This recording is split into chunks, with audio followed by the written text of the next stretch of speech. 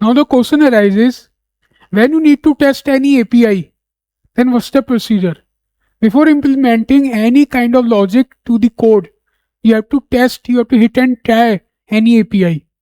So what's the playground? Playground is the Postman.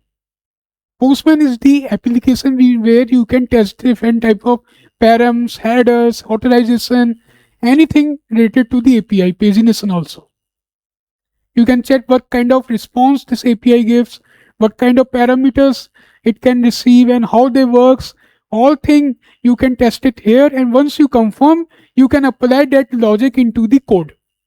So Postman is the software application where you can apply the API URL, use the method, use the params, address, authorization, and according to that you can check different kinds of responses.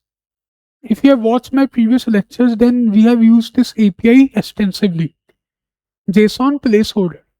I am copying this and will create the request from scratch for you. This is the interface for the API request in the Postman.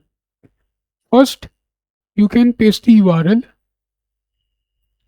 In the URL, you can give the kind of method which you can request there. Whether to get, post, put, patch, anything you can check here. Okay. Although we know that in data engineering we use the method get. In the params, you can specify the filters. The most common filter which we have used till now is user ID. Now you can check that URL is changing in automated way. User ID equal to 1. You have used the params there, then automated way it has reflected in the URL. In the authorization, although we know that this API don't need any kind of authorization, but here we have all kind of authorization available. You can apply there. Basic bearer token.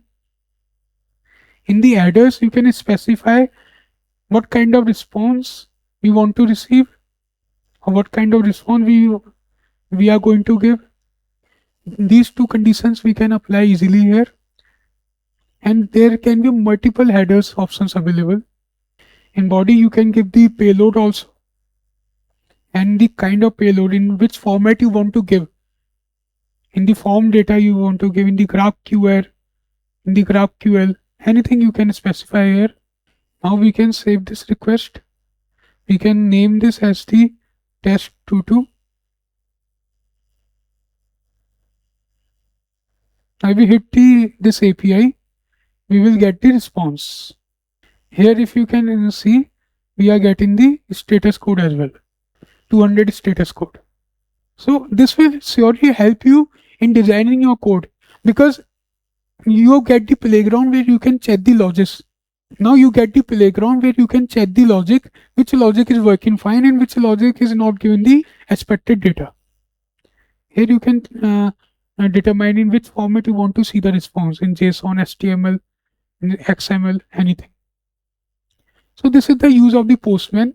For more videos, you can subscribe to my channel, and for previous videos, please go to them, because then only you can link the Postman video.